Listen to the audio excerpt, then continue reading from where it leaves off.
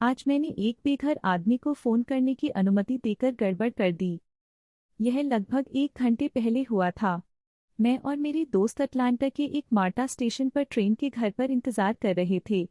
जैसा कि हम इंतजार कर रहे हैं, एक बेघर दोस्त एक ट्रेन से उतर जाता है और हमारे ऊपर अपना रास्ता बनाता है, मेरे बगल में बैठ जाता है और मुझे बताता है कि वह बस अस्पताल से आया था और उसके घुटने पर काम किया था।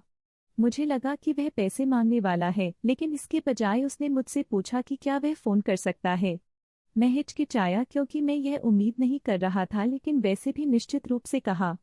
मैं डायल स्क्रीन लाया, लेकिन उन्होंने कहा कि उन्हें नंबर ऊपर देखने की जरूरत है। इसलिए मैंने उसे सफारी पर एक खाली पृष्ठ खोल दिया ताकि वह इसे देख सके। इस बिंदु पर ट्रेन लगभग 5 मिनट की है, इसलिए मुझे लगा कि उसके पास कॉल करने का समय होगा। जैसा कि मैं उसे अपने फ़ोन का उपयोग करते हुए देख रहा हूँ, मुझे एहसास है कि वह एक्स वीडियोज़ लाया है। तो मैंने कहा, ओह अरे यार, क्या तुम सच में मेरे फ़ोन पर अश्लील हो रहे हो? उसने सिर्फ जवाब दिया, हाँ सॉरी यार। मुझे शायद उसे यहाँ रोकना चाहिए था और अपना फ़ोन वापस ले लिया, लेकिन मैं इसके बारे में अच्छा बनने की कोशिश करता हूँ और मैं मजाक में कहता हूँ, आप पोर्नहब में क्यों नहीं गए? इसलिए वह एक वीडियो खेलना शुरू कर देता है और फ़ोन को चुप कराता है और इसे ऊपर कर देता है। फिर वह मेरे फ़ोन को अपने घुटने पर सेट करता है और अपने हुडी के अंदर एक संयुक्त प्रकाश के लिए आगे बढ़ता है। अब मैं चिंतित हूँ कि वह अपने हुडी के नीचे इसे चेकिंग शुरू करने वाला है। शुक्र है ट्रेन आ जाती है और मैं उसे बताता हूँ कि मुझे अपने फ़ोन को वापस चाहिए, लेकिन फिर उसने पूछा कि क्या वह ट्रेन में मेरे बगल में बैठ सकता है और पूरे वीडियो को देख सकता है और वह मुझे खरपतवार का एक बैग देगा। मैंने अभी कहा कि कोई दोस्त नहीं है, मुझे खेद है कि मैं आपको ऐसा करने नहीं दे सकता। मैं अपने दोस्तों के साथ ट्रेन में गया और हम चले गए। मेरे जीवन के सबसे अजीब अनुभवों में से एक। बहुत लंबा। नहीं पढ़ा।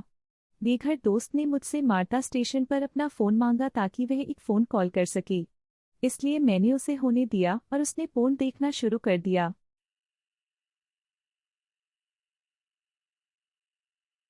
आज मैंने एक जर्मन लड़की से पूछने के लिए फ्रेंच सीखकर गड़बड़ कर दी। यह पूरी यात्रा लगभग 3 महीने पहले शुरू हुई, जब मैंने दालान में एक लड़की को देखा। बेशक एक किशोरी होने के नाते मुझे तुरंत उसके लिए हॉट्स मिल गए। उसके पास जाने के बजाय और एक तर्कसंगत मानव की तरह बात करने के बजाय मैंने उसे प्रभावित करने के लिए फ्रेंच सीखने के बजाय फैसला किया। उस समय मेरे पास कुछ अतिरिक्त नकदी थी और भाषा सीखने में मदद करने के लिए बेबल और डुओलिंगो जैसे कुछ कार्यक्रमों की सदस्यता ली। मैंने अपने कौशल का अभ्यास करने के लिए एक फ्रांसीसी मूल निवासी को खोजने के लिए ऑनलाइन देखा।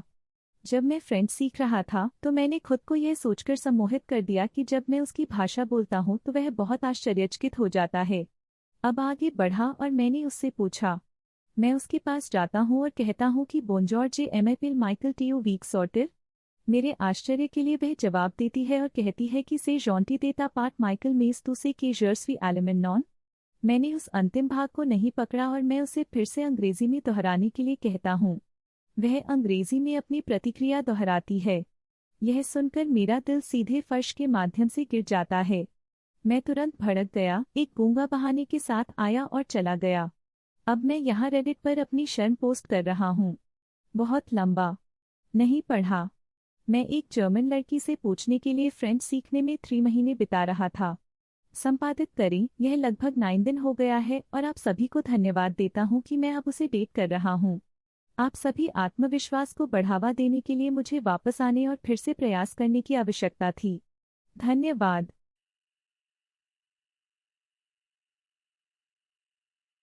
आज मैंने अपने पिज्जा ड्राइवर को 1% से कम टिप देकर गड़बड़ कर दी। उस आदमी से प्रेरित जिसने गलती से 140% इत्तला दे दी, उसने उस समय की यादें वापस लाईं जब मैंने पूरी तरह से मिस्कराया और एक भयानक टिप छोड़ दी। यह वर्षों पहले था, जब मैं 13 या 14 साल का था।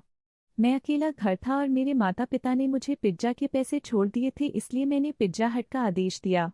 मैंने आदेश देने से पहले गणित किया था और वितरण शुल्क या करों में कारक नहीं था।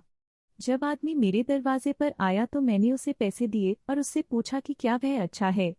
उन्होंने व्यंग्यात्मक रूप से जवाब दिया, ठीक है, जो मुझे 11 सेंट के साथ छोड़ देता है, लेकिन यह अच्छा है। अपनी पूर्व गणना के आधार पर मुझे लगा कि वह मजाक कर रहा है और मेरे सिर में मुझे लगा कि यह कम से कम $3 या $4 टिप है, पर उसे अब और नहीं दिया। रसीद को देखने के बाद मुझे एहसास हुआ कि मैंने कर और वितरण शुल्क में कारक नहीं किया और वास्तव में उसे $24.89 के आदेश पर 11 सेंट टिप दिया। मैं एक भयानक व्यक्ति की तरह महसूस करता था और उसे और अधिक देना चाहता था, लेकिन मैं स्पष्ट रूप से ड्राइव नहीं करता था। पिज्जा की जगह लगभग 2 से 3 मील दूर थी, इसलिए मैं वहां नहीं चल सका। बहुत लंबा। नहीं पढ़ा। मैंने पिज्जा के लिए कुल को मिसग्रेड किया जिसे मैंने ऑर्डर किया और अपने ड्राइवर को 11 सेंट को $24.89 ऑर्डर पर ले लिया जब मैं एक किशोर था और इसे करने के लिए भयानक महसूस किया।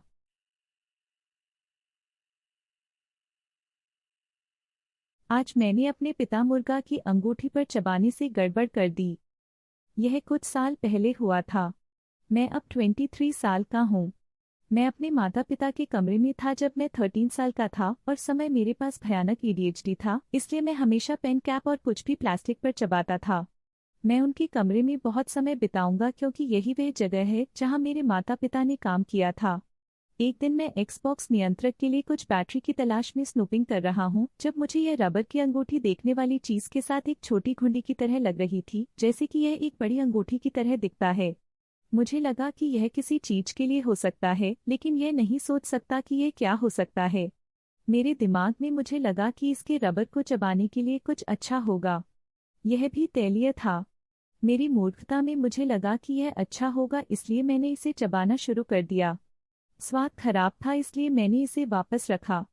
मैं ईमानदारी से नहीं जानता कि वास्तव में मैंने इसे क्यों चबाया, लेकिन मैंने किया। यह वर्षों बाद तक नहीं था जब मैंने सुना था कि एमिनेम ने एल्टन जॉन को 2 मुर्गा के छल्ले दिए थे कि मैंने गूगल को तय किया कि वे क्या थे। मेरा मन तुरंत जानता था कि मैंने उन सभी वर्षों पहले क्या किया था। बहुत लंबा। नहीं पढ़ा।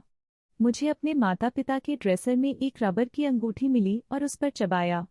एक मुर्गा की अंगूठी होने के नाते समाप्त हो गया।